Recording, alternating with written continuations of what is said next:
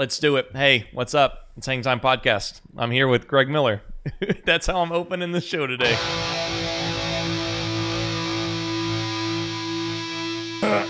I usually open him with like, "Am I recording?" Because I'm always scared. Oh yeah, the classic. Yeah, the incredible. The amount of times like you panic in the middle of a show looking down at it, let alone the amount of times I've started a show and then look down and be like, "Wait, we got to go again." Sorry.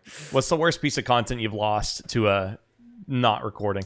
You know, knock on wood.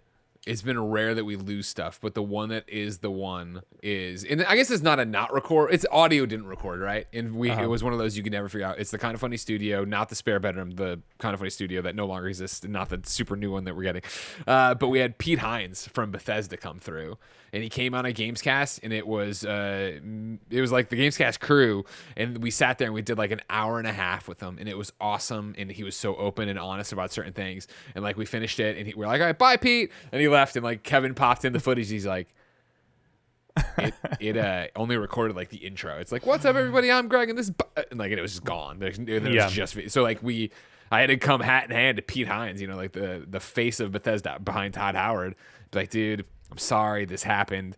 Like, it's gone, but if there's any way, I know you're busy. He's like, I'll come back tomorrow. And so he came back and did a one-on-one with me where we like did similar stuff, obviously, and we very openly and honest to the audience were like, we've had this conversation, but it was fascinating, and he's like such a great dude to do it. But it was like, if memory serves, it was the way Kind of Funny always works. We're booked up, just like I'm sure you are, and as I know you are today. I hope so. We finished and rolled right into the next thing, and we had Hunter Pence and Alexis Pence over to do something, and like I was greeting them and walking them through, and Kevin told me, and I had that moment, like he whispered it to me while I was doing that, where I had a cup in my hand and I squeezed it as hard as I've ever, and I was like, I was so happy because I was like, in a rare loss of control, if we didn't have guests, I would have spiked the glass. I would have thrown it against, you know what I mean? It was like that level of anger, because you know what it's like. We're out here making content, and you're like killing yourself for a job that's admittedly fun and awesome and better than a million other jobs, but like, you're burning it, and like you need it to go right. And when stuff doesn't go right, you fall out of that tree and you hit your head on every branch. It's the worst. Yeah,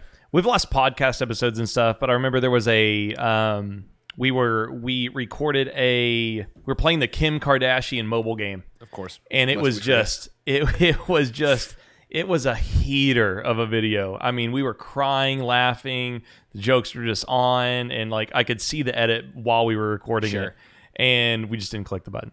It was like, and it was like 15 minutes, and I've lost recordings that were like, 2-3 hours before. Oh yeah, it's just like that one, because it was so dense, was that one hurt. Well, there's the no most. way to get that magic back, exactly, especially in a Let's Play, right, where it is so what's happening in that moment, a reaction, something happens, depending on the game, like that. Yeah, is it's such just spent and it's gone. Yeah. But hello, everybody. Welcome. I've got Greg Miller on the show. If you don't click the links below, just do it. I'm not even going to have you target anything. Just go check out Kind of Funny, of course. I can't believe I get to say that on this podcast. We just crossed 1.5 thousand subscribers on this thing. Congratulations, Shaun. I'm proud of you. So I just want to say thank you so much for taking the time. I recorded an episode with Fran earlier, and isn't it DJ Franchise, I think? Yeah, DJ Franchise, exactly. So I heard his voice and I was like, well, he sounds like DJ Atomica, and he doesn't cost $15,000 to book, so good enough. That's punch the ticket. Let's go. So I just had him on. I heard his voice and it was like, man, it would be really, his voice was so clear and awesome enough that it's like it inspired, like, it'd be cool to have a narrator for the channel. So it's a great idea. When I clicked on your, the video, the launch video, and like heard Fran immediately, I was like, oh, that's a really cool thing, cool idea of like bringing Fran in that way. You're so sweet. I don't have any topics for us, for sure. But as let's usual, just waste somebody's hour. That's all we're as here usual. For. But a lot of these, all these episodes, I'm kind of front loading for March and stuff. So I've got lots of guests and stuff. All of them always boil down to what the hell are we doing here? Like, yeah, sure. Why is it awesome? Why does it suck? But whenever I booked you, first of all, I was like, yes. But you can answer this as short, or we can have the entire episode about it, or we can talk about it for 5 minutes. But there's this revolution going on with creators where you guys have influenced me so much, and being able to say, you know, fuck the anti-maskers, you know, or like, because like, you know, Grayson almost like died of COVID, right? And it's like, take care of yourself and speak up for Black Lives Matter and fight for social, you know, stances that you believe in. What like how? What do you think is happening in the space right now with like all of us, right? Because not just us, but more and more brands, even Phil Spencer was like, hey, no, we don't want you to talk about, you know, fucked up shit on Xbox Party Chat, you know? But just the climate of creators and brands is, I don't know. What do you have to speak on that? If I were to pick your brain about it. it's a huge topic. That's a huge question, right? Like, I think at the core, there's two things. And I can speak, I would assume, on at least some level for you, right? There's the startling realization that there are more assholes than I thought there were. Mm-hmm. You know what I mean? The internet obviously has changed both of our lives, and it's changed so many lives for people we see and talk to, right? But before it, you know, growing up, there was that, you know, you read the newspaper, you see the thing, your information's coming from somewhere, some person. And when the democratization of opinion came, you know, whether it be Twitter, Facebook, whatever you want, suddenly, you know, there's so many different opinions out there and able to amplify them. Even then, for the longest time, I felt like, well, of course, not everybody feels like this jerk saying this kind of thing. But, you know, over the past, you know, 8 years, you could throw it out there, right? Really, with the rise of Trump, there was such a emboldenedness all of a sudden that you could say heinous things or be a little bit more, you know, wear your racism on the cuff or, you know, shout down at people in a different way that I didn't see before. And so there was a struggle there of like seeing that happen and that change. And then I think for us, or at least me as a content creator, right, that gets mixed into the corner so many people want to paint you into, right? And that is, of course, well, you just talk about video games. Well, you just do this. Yeah. Well, you're just, you know, you just talk about toys or Superman or whatever the hell it's going to be. And so there was a lot of that gaslighting, right? There was a lot of that abusive relationship kind of stuff where you're like, all right, yeah, I really don't want to get, not stay in your lane as much as like, oh, well, that I don't know enough about that subject. Oh, I don't know enough to be in that arena. Oh, I don't, you know what I mean? Like you get in the way of what politics, I feel at least, used to be, right? You know, what it used to be in terms of policy and what really the Republicans and the Democrats were arguing about and bickering about. And like both sides, you know, are completely flawed. And like democracy is a whole problem. Yeah. But then we quietly and silently moved into that it was no longer about should there be a tax break. It suddenly was the fact that it was like, we're going to ban these people from coming to our country and we're going to strip away these people's rights. And it's like, whoa, like that's when it was. It's no longer about policy. It's about people. Yeah, we've fused, we've politicized our prejudices, and we've tied social acceptance with politics now. It's like even like masks. Like masks are a political statement. It's for some fucking reason now. Thing. Like, why are you even sending your kids to school if you don't believe science? Like, what's the point of this? I don't understand. Yeah, but it's been wild. Like for me.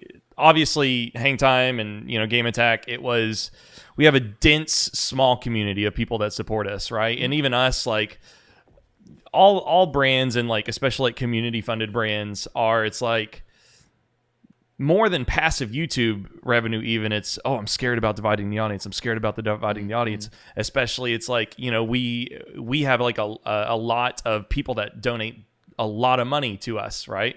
Sure. Because they know it's like, I don't have YouTube views on the back end, and Twitch is like our Patreon, right? We don't have like a baseline. It's just we hope we perform every single day. So it's like, no pressure. Exactly. Am I gonna say something that alienates not just this person, but like a group of large group, maybe don't, not just viewers, but people who pay us directly, right? Sure. And I think when you know, you guys started speaking up and stuff like that, I just saw that and I was so jealous. And it was just like, God, I wish I wasn't so afraid, right? I wish I wasn't so scared. It wasn't, and it was just like, I want that. I want to say that this is a circle of this channel is people I want to hang out with, right? Sure. I would not want to hang out with somebody who was like, hey, Fauci can go fuck himself, mask or whatever, COVID is fake, when like Grayson was like almost died and stroked out because of COVID, and he's sitting right here next to me, right? And Black Lives Matter, and people in the chat being like, all lives matter, and it's like, well, you're missing the point. And then if they get hostile, it's like, hey man, like, I know that you just gifted us 4,000 subs in the past year, but like, I kind of see ya. I kind of don't want you in here anymore. Like, sure. And well, I mean, even then, I think that goes back to what I was talking about, is that I feel like, when we started Kind of Funny in 2015, we felt so liberated from IGN, and not that IGN was some oppressive regime, but at IGN, the conversation had gone on for years. I'd been there 8 years, 4 years of, what do we do about comments? Comments are terrible. Yeah. Not all the time, but most of the time, right? And they're saying heinous da-da-da. And I remember, going around the room and Damon Hatfield being like, not talking if we should, we were talking about banning people was the conversation, but Damon was like, you got to understand, like, IGN's our house, and these people are coming into the house and writing on the wall heinous shit. We shouldn't just allow that to happen. And that always stuck with me. And then when we got out, it was this idea that, all right, cool, and this is what we said on the air, right? Of like, we're starting Kind of Funny, and if you come here, you're a Kind of Funny best friend, but if you're an asshole, we don't want you. We don't want your sub. We don't want your money. Like, fuck off with that. Yep. And that's how we always felt. But over the years, and there's so many different shows and so many different conversations, but it just kind of got shortened to, if you come here, you're a best friend. And so again, I was shocked when we were like, man, the way Donald Trump is treating people is garbage. And people are like, well, hold on a second, blah, blah. And like, again, I'm not saying every Republican or anything like that, but like, Andy especially, very much, being Hispanic, right? Or being Mexican, like, he had feelings that he would voice and talk about, and then he would get pushback from people that claimed to be in the audience and claimed to be Kind of Funny best friends, and then would try to, like, rat him out to us and be like, is this really what the company stands for? And we're like, what? Yes. Like, yes. Yeah. Like, what he has said in this instance is horrible. Trump, not Andy. Yeah. So of course we're behind him. And it was that weird, it was that crazy moment of like, oh my God, like, I think this is the problem with everything, right? Of like, I think I wear my values on my sleeve, and I think the way I talk and carry myself portrays who I am. But the fact that we hadn't had these conversations of, well, no, this is a fucked up thing to say, and grab them by the pussy is a fucked up thing to say, and not how, you know what I mean? Like, the fact that people were just like, well, they have no opinion about it, they don't think. It's like, whoa, that's not it at all. I thought everything else I said would have told you how I feel, but now I will lay it out for you. Yeah, that is, oh my God. I've never like sympathized with somebody so hard, because it was like, I took over and we started being more politically outspoken, and I kind of took the whole no politics and told it to go fuck itself, because it was so suppressive. Because like, people in the chat, especially like with George Floyd, Grayson used to be a cop, and he got out because he saw things that he hated, right? Yeah. And so like people are asking him questions, and it's like, well, we can't talk about that. That's political. And it's like, is it though? Because like, that's just a knee, killing a guy in the fucking street. For sure. And you start speaking up on social issues, and this whole time you've been like, we're the most inclusive community on the internet, no politics. And then as soon as you say we're the most inclusive community on the internet, Black Lives Matter, it's like, whoa, you're that kind of person, Shaun? Like, that's who you are? Yeah. And it's like, have you... And it's that whole, what is it, the paradox of tolerance, I think, where it's like, well, if you're not including me, and I want, you're not very inclusive.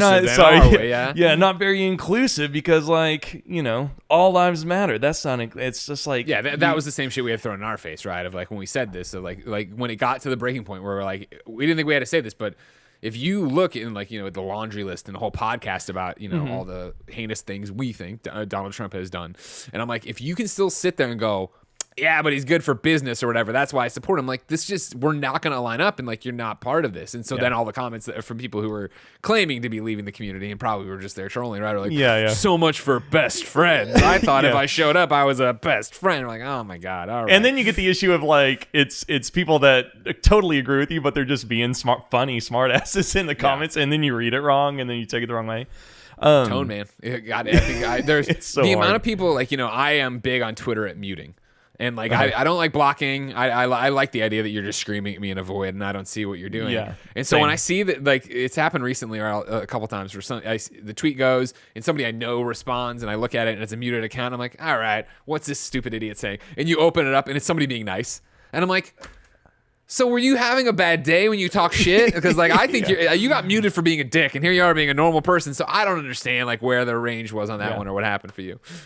It's I think that's like been the most frustrating thing is seeing like that it's the disproportionate. You think because for years you've been like, this is so inclusive, but that no politics since it's been fused with social issues and is science real and is there systemic racism is now a political issue instead of a cultural issue, right? And it's like, I'm in college taking education courses, and this is 10 years ago, and they're like, hey, make sure you're aware of systemic racism as you're becoming an educator. And it's just seeing these community members or former community members now just take that and villainize you for things that you thought were coming across. Sure, that you thought were a common knowledge, a common touch point.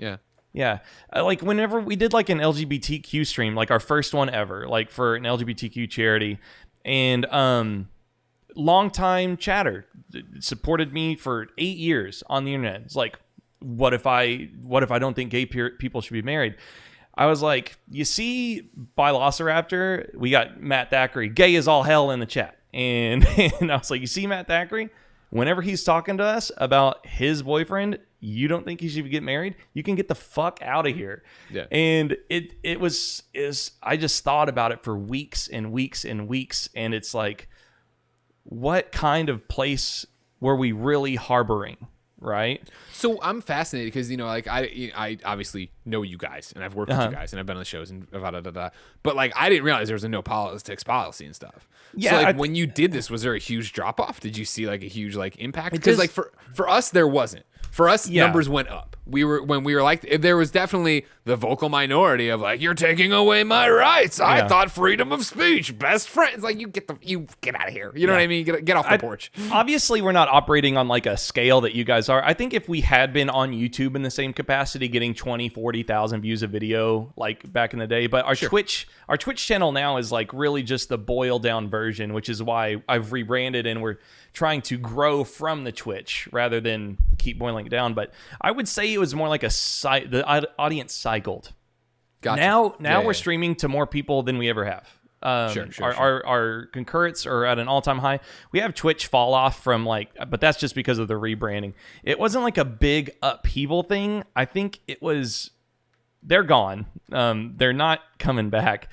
But it wasn't like there was never like a big drama thing or like a big blow up post. It was just like seeing it happen. Some things in the Discord would blow up. Like, I can't believe they would say something like that. It's like, why not? Like, and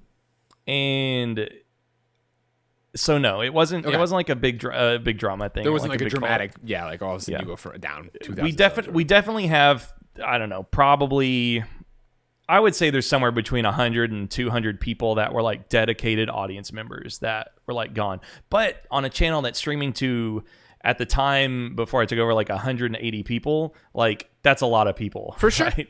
We've probably cycled like 40 or 50% from like old Game Attack into what we are right now. And I think it was just a matter of it happening naturally. There was never a day where I was like, we're going to talk about politics now. Sure. It was more like, there was a couple of times when somebody would say, something about BLM and somebody would say, we can't talk about that. I'd be like, well, no, you can. It's fine. And we would talk about it. And I think I think what's also important is that there is an audience member out there that hates everything we say. They disagree socially. They disagree with all of it. They love us as entertainers. They watch us. They don't say a thing. They have a good time. They separate it, right? And I think it's like the most passionate audience members are the ones that got like really, really mad about it. If that makes sense. Well, I mean, like you figure, like you know as well as I do what an online community means to so many people. Yeah. And so if that's what you define yourself, if you define yourself as a G1, and then you boom discover that the definition of that is changing, like that's gonna rock people's axes in a lot of ways. Yeah. That was one of the parts of like getting rid of the term G1, not because I thought like the term G1 like meant they were all assholes or anything, but it's like that would be so this horrible. This is your chance to redefine, right? This is where you define what it is to be a Hang Time fan. Yeah, exactly. But there was like a 5% part of it that was like, you know, they've been a G1, but they stand for these things that like don't support like true inclusivity. Sure. Because inclusivity has now meshed with politics, right? And that's where it's become disruptive and kind of this new thing for creators to be able to say no, because saying no politics, whether we like it or not, is now saying, you know, Black Lives Matter, wear your mask, you know, COVID is something to be concerned with. For sure. Unfortunately. I think so many, you know, I see you tweet about it when you talk about Twitch, right? And talk about, you know, this job in general. But it's also the coming to terms with, I guess, walking the walk when we all say that, like, oh, well, the large audience doesn't matter anymore, right? Again, since 2015, I've been talking about this, and I honestly just ape a speech Bernie gave back in the day at a VidCon when they funded the first movie, right? Of like, this is how big a Rooster Teeth is, this is how many views the video gets, but this is the real number, and it was their Indiegogo number for Laser Team.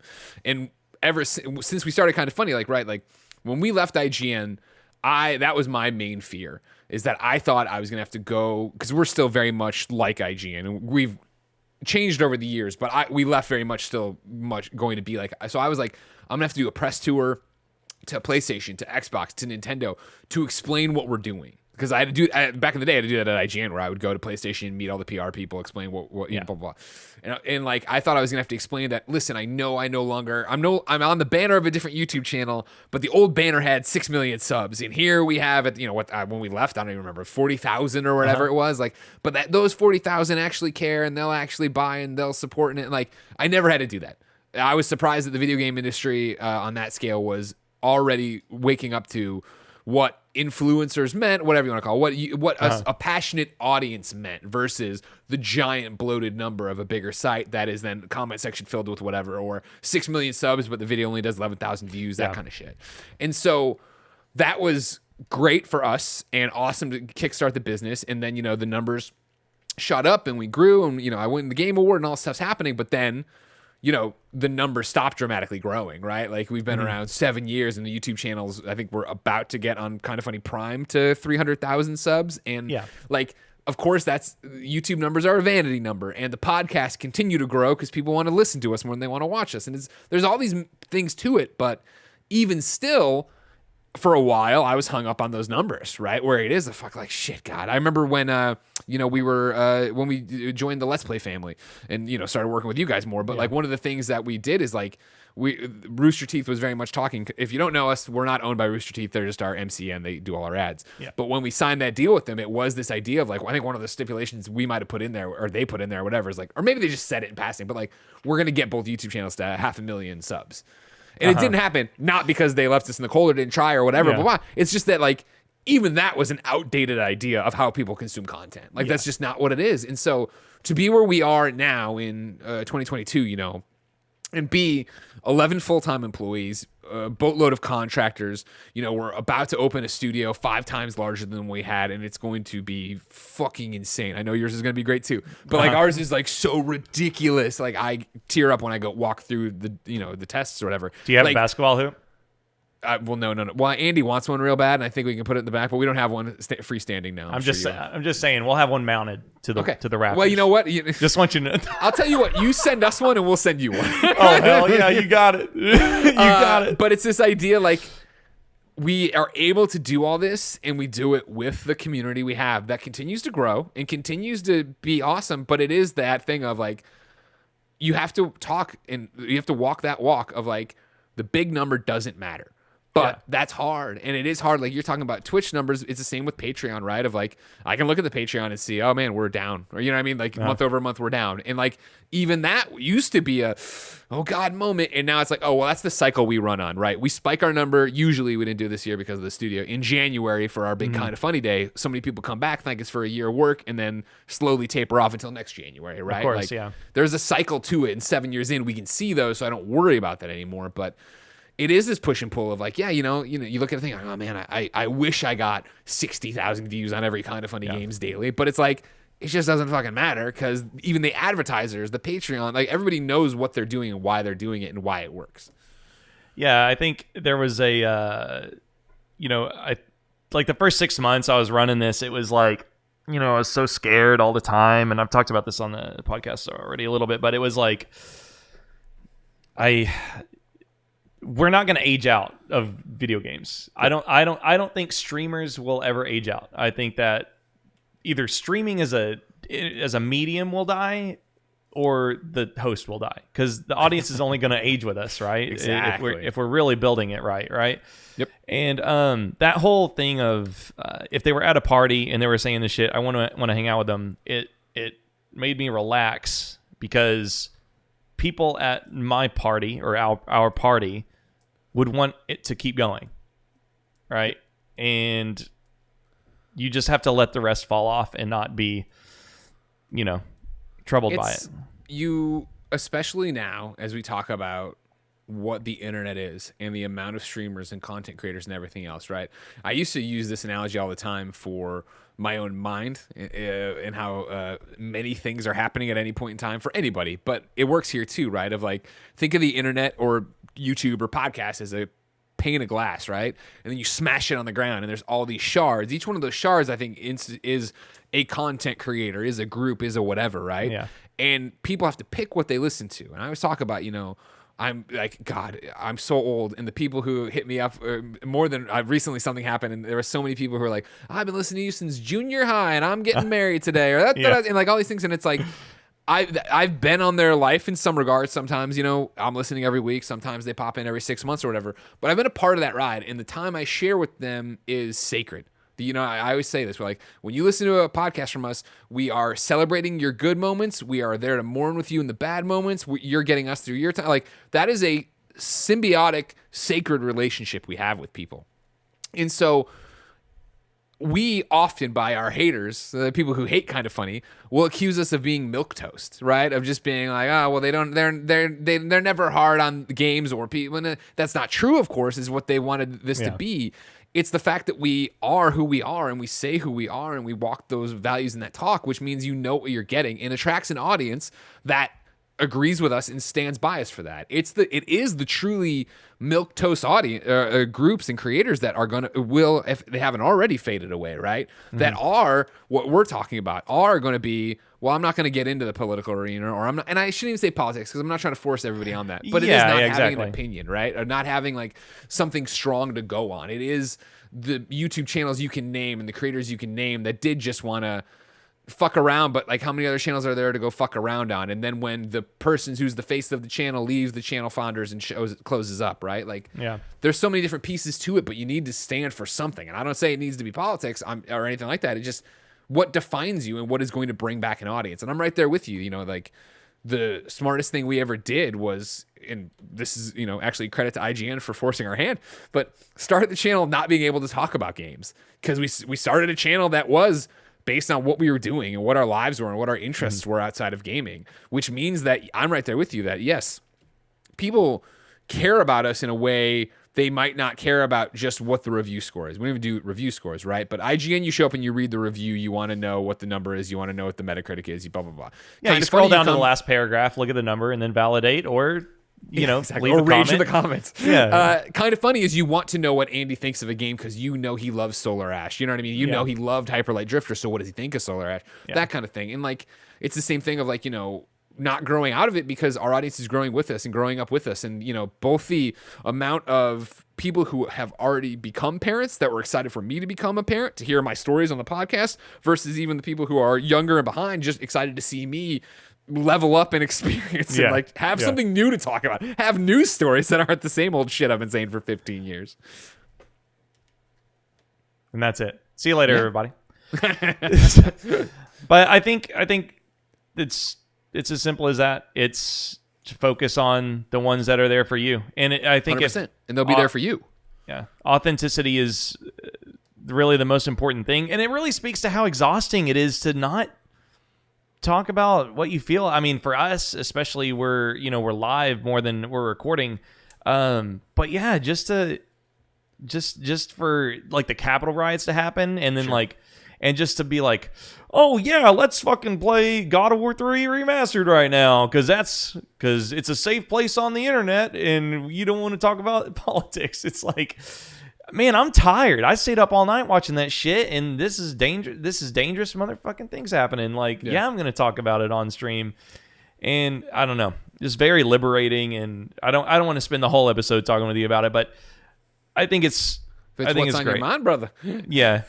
I just think it's great, and I hope that following in you guys' footsteps in that way has been very liberating, and it's been for growth. I mean, we got called communists the other day. Commies. You're doing something right then. Yeah.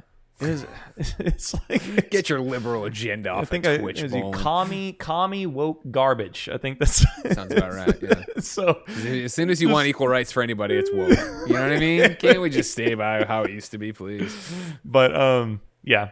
But I appreciate that. It's already been one of the densest with packed back and forths. Well, question for you: How does it go? I know the internet part of it, sure. Like in audience, how does it go being in Texas and doing this? Like, right? Like, I don't, I know Austin's, Austin, a blue city and a red state and yada, yada, yada, but I don't know how it is for you on a day-to-day basis. Yeah. So Dallas, like my neighborhood, Trump signs all over the place. Down the road, it's like, every gun range, Trump, 2024, it's going to happen. And, but it's just like, I just can't wait for them to be so disappointed, hopefully. But the climate is,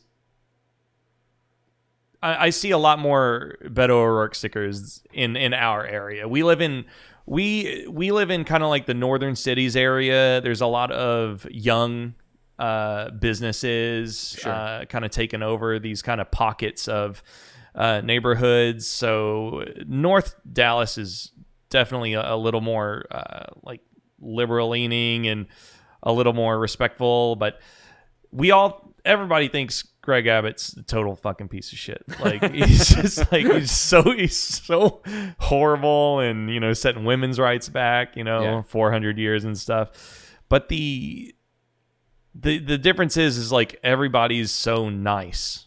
It's like I have like a lot of business acquaintances, a lot of especially with like construction and stuff going on, building a new studio. It's like everybody's friendly in Texas. Everybody you work around is friendly.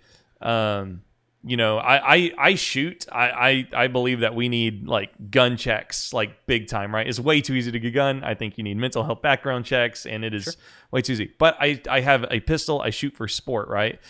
And you go in there, and it's like, this range is so fun, and everybody is so nice. But it's like, why is there a Blue Lives flag with the Punisher up there? Like there's a barbecue place. Best sandwich I've ever had. I'm not even fucking kidding you. Pork, bacon, caramelized onion, melted cheese on like a brioche bun, not wet bread. And it is delicious. And then you leave and it's just, you look at the drink station and it's like, man, I know the kind of people that run this place. And it just hurts because everybody's so friendly. Nobody runs around and, like really yells or anything. It's not like a hostile place where political ideologies clash because there is like a really Southern friendliness. But under the surface, it's like when you open your eyes and you kind of look around, it's like, man, it's just too bad, you know? I mean, I mean, you preached the choir on that. You know, I went to University of Missouri, and, you know, University of Missouri and the people of Missouri changed me in a good way, made me a better person, right? Because they are so nice. But then I'd have these situations, right, where you're having a conversation with somebody who's like the nicest person who's helped you do this, yada, yada, yada, and they drop the N-word.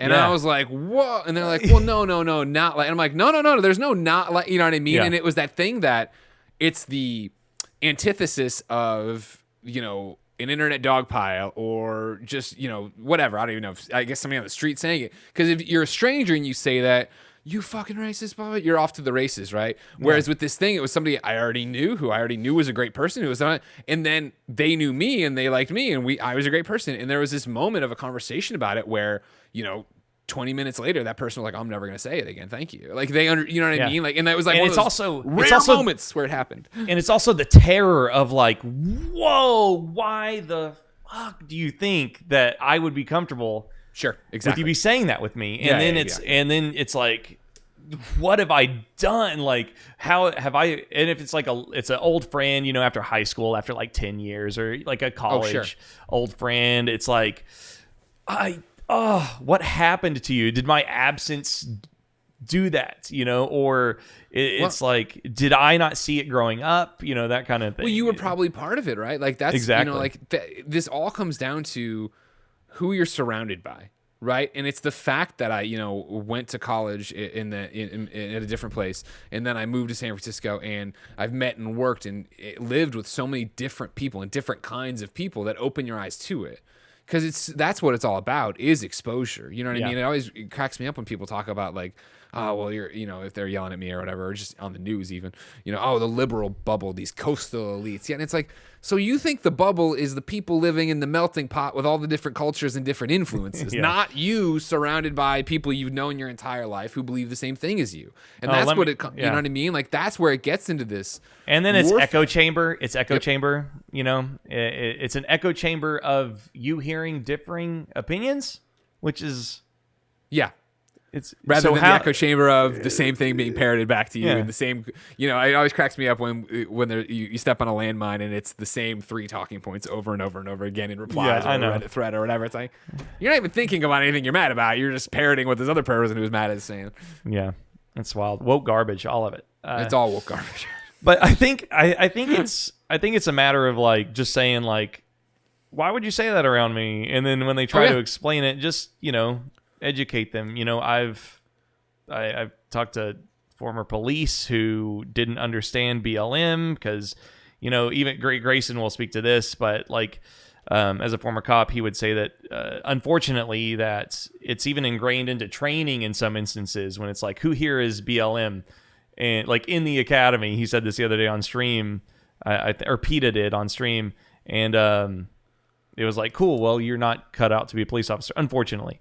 So like I've even talked to a cop before and like explained it. He's like, oh, okay, that makes a lot of sense. And it's like, yes, like it's just, that's the thing, right? Is when it gets boiled down to 280 characters, when it gets boiled down to a talking point that gets thrown over and over again, you lose sight of what the actual conversation and argument is.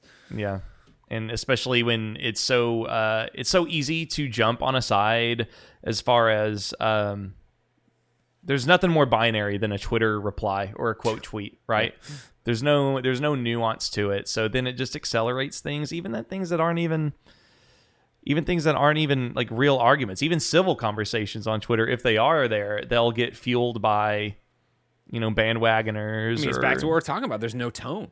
Yeah. You know what I mean? Like the amount of times, and you know, it happens with me in texts or, you know, tweets to friends even, but it's like, it's so easy to forget when I send a joking tweet, ha ha ha, or like that, like a person on the side. How many times do I get a joking tweet about something that actually bothered me? You know what I mean? There's actually a typo in the tweet. There's actually something we fucked up in the show. But whatever it is, there's a joke about it. I'm like, oh, you don't understand. I'm really actually livid or upset or like just mad at myself for letting that happen. You coming in to make a joke about it is not making it better. That is reminding me that I screwed this up. Yeah. But as far as Texas goes, what's the perception like from because I've been to San Francisco. Like San Francisco is like one of the few places in the world where I'm like, yep, that place is awesome. You know. But what's it like looking in, especially like with like the power outage last year and the winter storm and Ted Cruz being a stupid idiot, and like what's that perception like? I mean, that's the thing, is like, I can't give you, like, it's not, you know, I'm sure just, you know, talk about SF every day. San Francisco's don't walk around and be like, oh, well, I heard Texas this or Texas that. Like, the thing has been always, you know, I think since I moved here, the exodus to Austin. You know what I mean? It's always been that Austin is the next SF, the next LA. It is this progressive, you know what I mean? Blah, blah, blah. And obviously, I think I have a unique perspective on that after going to Rooster Teeth for so long. You know what I mean? And like, I remember the first all those trip trips, out there. Yeah, this first trip out there for the Gauntlet when they were in their old office versus where they are now. And like seeing Austin change, and then, you know, people get mad and be like, don't move to Austin. Stay away. We're full. You know what I mean? That kind of thing. I think that's the main... I think it's viewed as a red state with a bunch of blue cities in it, which of course is exactly like Missouri. You know what I mean? Every election, you see this boom, big old red Missouri with St. Louis lit up blue, Columbia lit up blue, and Kansas City lit up blue. These like, places with this motley crew of people who have come together to live and learn from each other. And then like Atlanta saves Georgia. Like exactly right. And so I think you know, like Ted Cruz is a fucking disaster, right? Like and that's my thing, is every time you hear about that and how bad Ted Cruz is, and we see another example, and we see the governor, it's just like, it always is like, I can't believe people are voting for this. I can't, like, you know, when we go back to the abortion stuff, right? Of just like, I can't believe women's rights are getting fucked with this badly there when there's so many women in the state. Like what is being told to you? Like, how can your... And this is, you know, I'm getting out into bigger than just Texas. This is Greg Miller. Like, this is okay. No, I don't care about kind of. I mean, kind of funny's pro-choice too. I think so. I guess actually we haven't made a big stance about him. But I'm just saying. I'm saying this is good. But it's like, you know, and I know, you know, I was raised Catholic, and I went to Catholic school, kindergarten through 12th grade. I didn't go to school not in a uniform until college. So like, I get the indoctrination of religion getting involved, right? And like, you know, this is about religion more than it's about rights and yada. But it's just like, I find it so hard to believe, and this is our country at large, not Texas, but like, I remember being in school and learning, again, and going to religion classes, going to social justice classes, and like, at no point was I taught, you know, that, oh, well, we fucking buried the dinosaurs, the liberals buried the dinosaurs. Like, we were reading and being taught the Bible as if, like, all right, clearly this is not, you're taking religion one period, you're taking science the next. And it wasn't ever, and this is Catholicism, it wasn't ever like, this, you know, this didn't happen, and the Earth's only, whatever, 6,000 years old or any shit like that. It was that I remember being raised thinking, like, when you'd see or hear on the fringes something about creationism, right? And or hear about, like, you know, Roe v. Wade, and I'm talking about like 1992 or whatever, and some class, I don't know, that I'd be very young at the time, but whatever, when Roe v. Wade comes up, like all these things, and being like, well, I'm glad that's settled. I'm glad that it's I'm glad we're being raised and we're learning science, and like this won't even be a thing. And so to be here in 2022 and seeing this fucking shit again, and like the Supreme Court just fuck this shit. It's like, oh my God, like, can we move forward with this as a country and do can we cancel student loan debt? Can we do something? You know what I mean? Like, can we do the fact that, like, the masks, sure, all this stuff, like, how did COVID, this global pandemic, not make everyone go, yeah, we need universal health care, don't we? How are people still fighting against universal health care?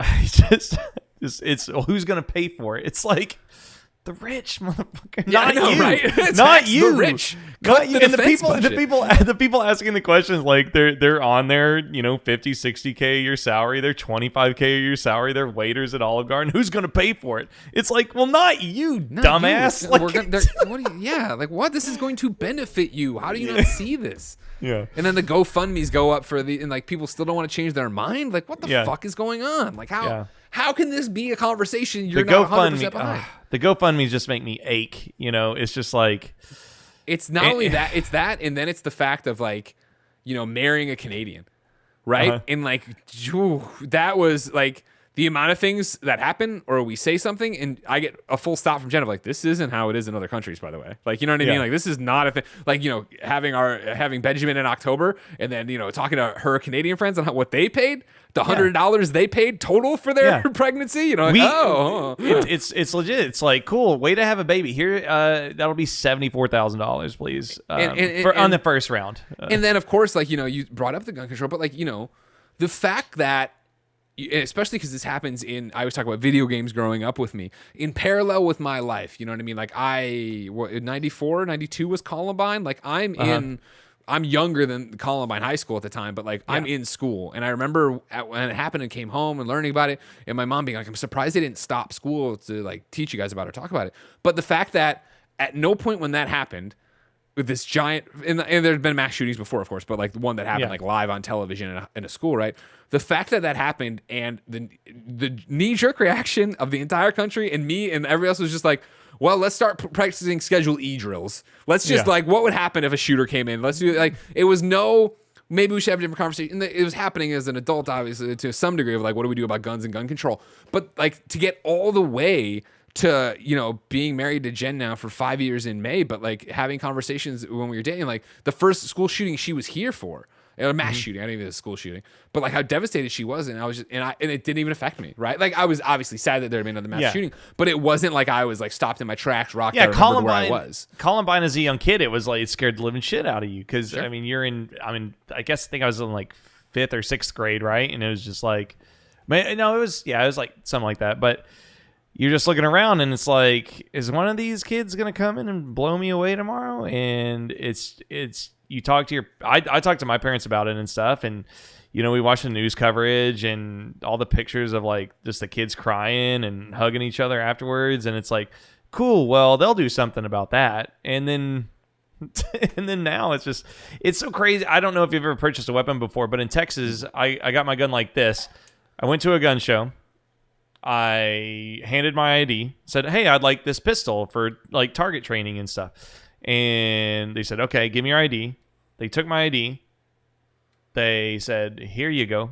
And they gave me the gun, and I paid them the money, and I left with it. And I'm like, I could load that gun right then and just shoot everybody. Like, I could have just taken it and then gone to a Taco Bell and just blown away the cashiers at any time. And it's just wild. So I do have a weapon, but just the fact that when somebody handed me a gun and said, and did not ask, are you crazy? You know, they said, here you go, trust you 100%.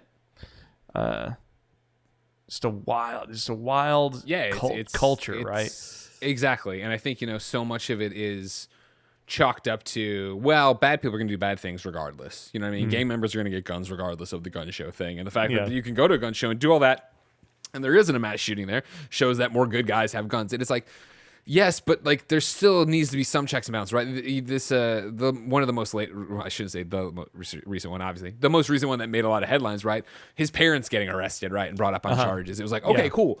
But that's at least some kind of movement here, right? Especially because you go through how the school and they failed this kid. They get to that situation. You're like, all right, like there's some movement there, but it's like, again, this all started from, you know, talking to Jen. I'm like, this doesn't happen, and she's like, this does not happen, and it's like, oh, and it's that whole thing of like, oh fuck, of like wrestling with that thing of like, oh, our country is uniquely fucked up, and we don't know it because we're in it. You know what I mean? Exactly, in the same way of like, you know, the Pledge of Allegiance, like.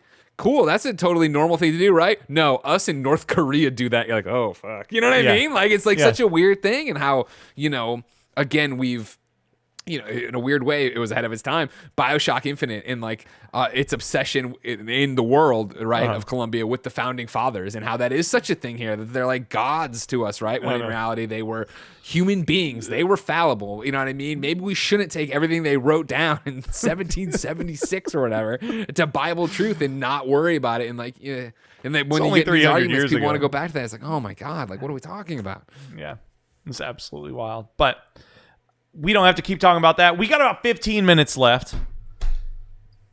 I think I'd like to thank the YouTube audience right now, because this, Greg, might be one of the first exposures that they've gotten to the fact that we do talk about politics and inclusivity and standing up for gay and trans rights and people of color.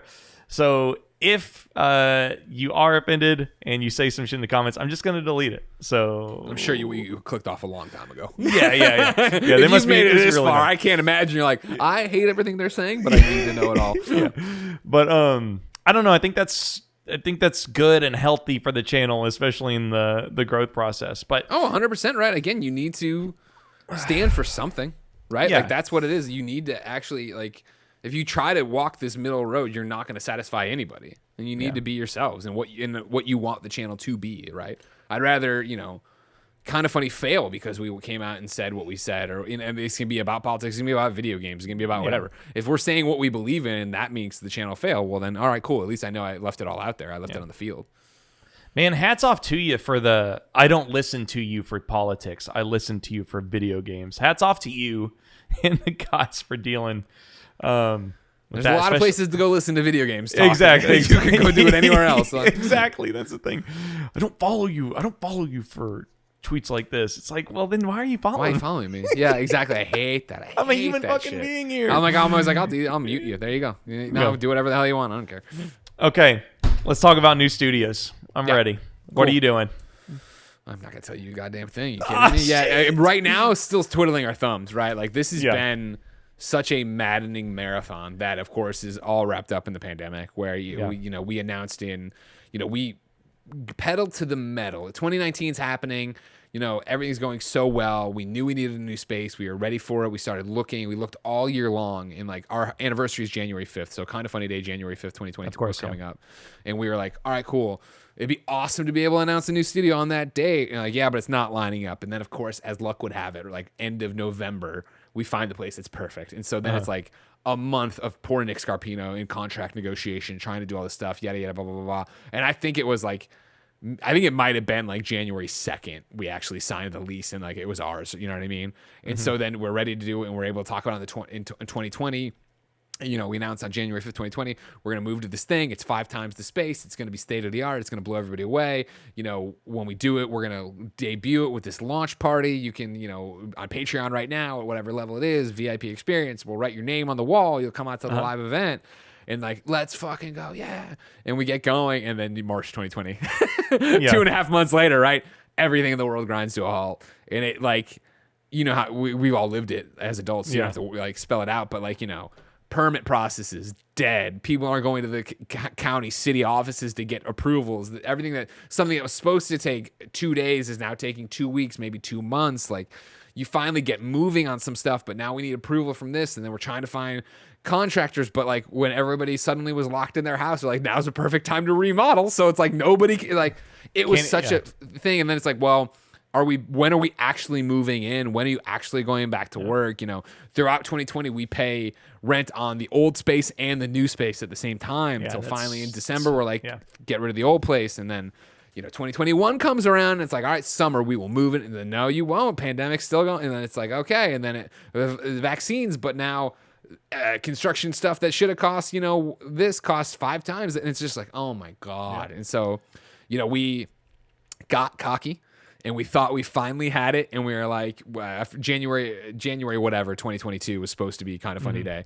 It's already passed, and we made a video of like, this is where we go, and then it became clear again because of COVID delays. This is now when the supply chain really got bad. You know what I mean?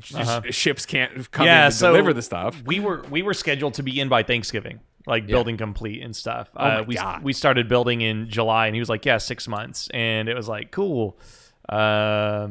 Because they're building the entire structure, right? Yeah. And it was like, cool. At the end of December, they'll be ready to go. And now it's like, well, at the end of January.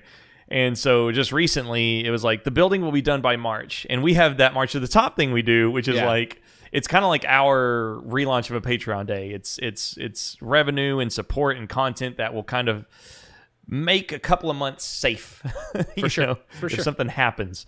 But it was like, no, it'll be done by February.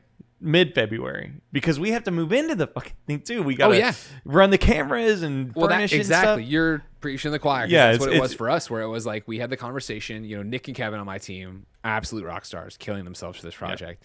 And so I want to say we announced it pretty shortly. So if anybody, I guess maybe it was before I left. So it might have been October. It might have been September. And it was this thing of like, all right, we might hit the date. Probably won't, but regardless, if we were going to hit the date, it would mean that nobody gets a holiday break.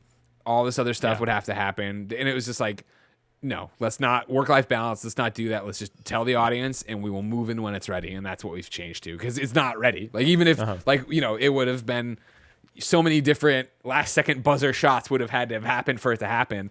They didn't happen, and especially because then we're not pushing the contractors either. Like, you know what I mean? Like, this isn't their fault that everything got fucked up. So, of course. Yeah, now we're just in this thing of like, oh, I can't wait to get there. Because it's like such a weird feeling of, and I know you know, going from having Kind of Funny Live and having, 1,500 people there around the world and like going in every day to the office in our studios and video walls to waking up and taking a shower and coming down here to the basement and do this. And like we changed the schedule around this year as we're getting ready to move because when we go, we'll need to be making more Let's Plays and we're going to launch new shows, obviously. So we're like made extra time. And it's like my Monday was so lonely. I wasn't on content with anybody till 3:00. And I'm just like, oh man, I'm getting a lot done, but fuck, like this sucks. Yeah. I think it's like, I guess you could make an analogous to a cocoon, right? I mean, this is our COVID was like this horrific shell that we're in, and now it's not fucking over. But I was gonna say, right, that's the other thing too. Yeah, like every time I talk about this, I'm not talking or taking into account whatever the new variant will be when this is done, or where we're gonna be, and if everybody's comfortable coming in. Yeah, we have a smaller team, and we're all like comfortable with, and we're all boosted up and stuff, so we're not taking any chances, especially that would be my expectation too when we get there. Not that I'm saying I expect whatever the team wants to do is what the team will do, but like I feel like we're all so passionate about getting back to being in person, and we all are, vaxxed and boosted at this point. Yeah. Like it should be fine, but you know how this is. I'm always, what's the next boogeyman? What's the next version? Yeah, what's gonna happen? But the how? Oh my God, let me voice this to you. I'll do some biz dev stuff in our last couple of minutes together. Let me tell you how many people don't understand how easy it would be to sponsor a furnishing stream for a 3,000 square foot studio. Yeah. Everybody. And we're talking about that less is more, like, no, I promise, like, they will buy your product, like they will click your links. Oh my God. I've just talked to everybody and just like I just got ghosted and stuff, and I'm just like, but I'm almost kind of proud that we haven't gotten any sponsors, because it's like it's us and the audience. We're doing this, bootstraps. Yeah. Everybody's in it together, and that's true, and that goes a long way. And it also is nice not to owe anybody anything, right? Like not to, of course, move into what they just renamed the Staples Center Bitcoin Arena or whatever the hell. You know what I mean? Like stuff like that. Yeah, but it'd be so great. And we're talking about like the support and stuff, but oh my God, it'd be so great to just call it G Fuel Studios and not even do tips on the channel anymore. Sure. I hear you. But it's been a journey. Do you have any cool features with the studio that you're like really excited about? I've been to your space a lot with a little, like us. It looked incredible in either way, but this is a great last couple of minute conversation. What's the most liberating prospect coming from the new studio? Sure. We've said nothing about it. We haven't shown anything. We've done a excuse me. I don't want to. No. I can answer the question easily. Because number one is 2 bathrooms. That's huge. You know what I mean? Because we only had one before, and it was right by Andy's desk. And let me tell you, if you pooped in there, everybody knew. And this one, anybody can poop anywhere, and nobody will know. But then that leads to the real one, which is space. Just the fact of the spare bedroom obviously gave us no space. Mm-hmm. The next studio gave us space, but as soon as we hired Andy and Joey and they moved in, that was it. We were full again, and then we added in 3 or 4 more people. Like the fact that all the drawings we have make the kitchen look in the desk layout look like IGN. And what I remember the office being like, I can't wait to give that to Blessing, who of course moved here in 2020 from Seattle and then was sequestered the rest of his life to a bedroom. I can't wait to give that to Kevin, who made the best of what he could in our old space, which was a retrofitted apartment to be an office, but it was not an office. Like, it's about to be such a step up, not to a corporate Kind of Funny by any stretch of the imagination, but a Kind of Funny space that reflects what the company actually is, like what we actually do, the player we actually are in the video game industry, rather than, I think it's so easy for my team to lose sight of what the industry thinks of us. When you're just here talking into a camera, right? Like, they don't get to go to a PAX, they don't get to go to a DICE, they don't get to go to you name it to actually run into people. They aren't doing press tours, so it's not like how it used to be where you'd go play a video game and then you go to dinner with the developers or whatever, and they get to tell you they listen to your show. They get to say that they care about what you're doing or make an inside joke. Like, I'm excited for them to get a taste of what the normal, quote unquote, day-to-day is. Yeah. As soon as we get to it. Yeah, right. 2 bathrooms. 2 bathrooms. I can't. We have 2 bathrooms in our current space. It's pretty awesome, but our current space smells like rat poop. But sure. I can't wait to show people someday what our office is out of right now. But I can't wait to see it. We'll see how it goes. But I want you to know that we will have an outdoor space of about 0.75 acres. Nice. So I want you to know that if you ever want to do any kind of big outdoor production and you don't want to pay the city of San Francisco $8 million to lease a park, sure, we are an Uber away from the airport. Okay. And guess how much I'm going to charge you? How much are you going to charge me? I don't know, like $2,000 or $3,000. I was going to say, you'll figure it out. How big is Kind of Funny stock going to be? All right. No, but if it's a collab, nothing. That'd be awesome. Yeah, we should do some kind of outdoor festival thing. Oh my God. Oh, I know, like a Game Attack or a Hang Time kind of. I'm still getting it out. Dude, I still once in a while introduce myself as Greg from IGN. So you're. Oh, yeah. But yeah, do like a Kind of Funny Hang Time field day or something. Yeah. Oh my God. Like a stream. One big game, a Red Rover. Oh, Jesus. I'd like to see Snowbike Mike try to crash through these arms. Oh God, so many injuries, so many injuries. I didn't even get the chance to talk about you as a daddy gamer, but I wanted to tell you as we wrap that you are incredibly hot. You've grown up. You look perfect. Your gray is spectacular, and seeing It's all Jen. Grace's girlfriend Tiff the other day, you made her cry with one of your Twitter posts. What did I do? I don't know. She went up to Grace and she was just like, I don't know. They just look so happy. She was crying. Well, we are incredibly happy. So yeah, we're very, very lucky with Benjamin. And then of course for Jen and I to found each other. I know. Oh, that's so sweet. I saw that picture of the panel the other day, but it was wonderful. So I wish I could have you forever. Maybe I can get you on a second episode. Dude, we'll someday. be back anytime you need. Kind of Funny and Hang Time. We're right there together. Don't worry about it. That sounds a lot better than Kind of Funny in Game Attack, doesn't it? Oh man, I'm so excited. Hang Time. Okay. I love the logo too. I need to order shirts still. I should do that right now. Actually, I just got them. We just got them in. The stock's there. Gorgeous. I've also got the beanies, but they're sold out. But go to hangtime.gg if you're listening /shop and pick some stuff up. I have to go. Greg, I'm just going to cut it right here. Right. I don't even have a formal goodbye. You got to work on this podcast, man. Much love. We'll see you later. And thanks for joining us. Bye-bye.